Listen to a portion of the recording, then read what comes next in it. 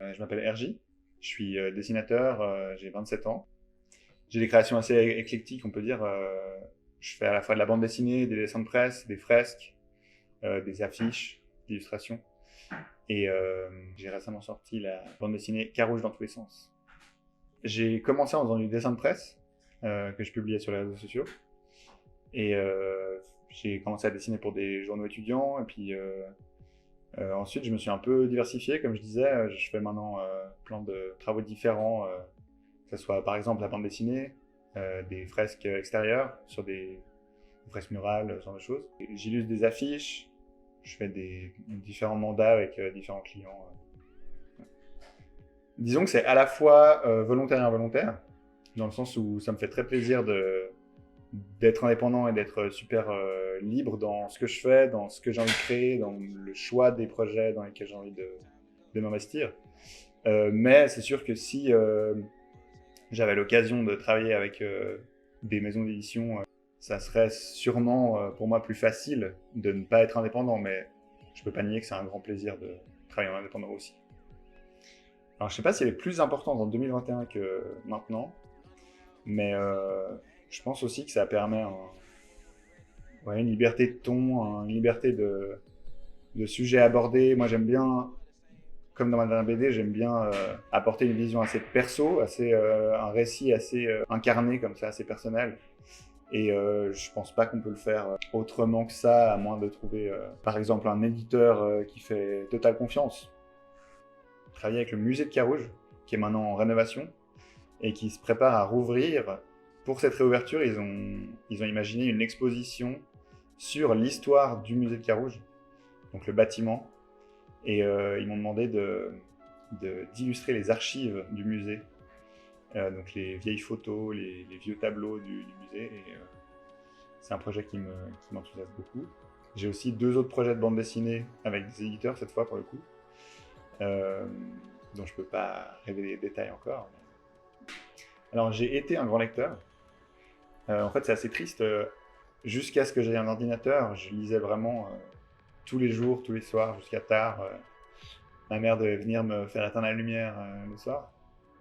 Et à 15 ans, j'ai eu un ordi, et depuis, c'est un peu plus compliqué de me poser avec un livre, malheureusement, parce que j'ai une liste de livres à lire longue comme le bras, et des trucs que j'adore lire. Hein. Je me réjouis vraiment de lire. Mais ouais, c'est peut-être dur des fois prendre le temps d'accepter de se poser sur un fauteuil et puis de lire pendant 2 heures. Peut-être un peu moins, on est peut-être moins habitué maintenant aussi avec les téléphones de pas faire 2 choses à la fois. Et du coup, j'ai énormément de plaisir quand je lis, par exemple en vacances, mais j'ai de la peine à garder un bon rythme pendant l'année, même si là, en l'occurrence, je suis en train de dévorer du Romain Gary. Je ne saurais pas exactement les définir, mais j'aime beaucoup les fictions historiques. Et alors ça, c'est un des côtés du genre de livre que j'aime. J'aime aussi beaucoup les livres beaucoup plus scolaires, en fait, un peu philosophiques. Bah, par exemple, un des livres que j'hésitais à choisir pour Livre Moi, en fait, c'est de la géographie sensible, mais sous forme de littérature. Et du coup, c'est un livre qui est assez poétique, assez onirique comme ça, et en même temps scientifique. Donc voilà, j'aime bien un peu ces mélanges. Ouais, là-dessus, il n'y a pas de doute, parce que vraiment, ça nourrit vraiment la matière que je traite ensuite dans mon travail. Bon, après, il y a aussi une lecture plus quotidienne et plus journalistique. Je passe vraiment ma journée à tourner sur les sites de mes journaux préférés. Donc là-dessus, il y a beaucoup d'infos que j'emmagasine et peut-être que je ressors plus tard dans mon travail. Aussi dans le dessin de presse, clairement. Donc oui, là-dessus, ça a un intérêt. Et après, peut-être que la bande dessinée, c'est plus de l'inspiration graphique, des styles qui me marquent vraiment et que j'ai envie d'explorer de mon côté. Alors, l'histoire se passe dans le nord de la France. Je crois que ça commence dans les années 30 ou 20. Et c'est l'histoire d'un orphelin qui vit avec son oncle ou son grand-père, je sais plus, qui est artisan très créatif comme ça. Et cet orphelin tombe amoureux d'une fille.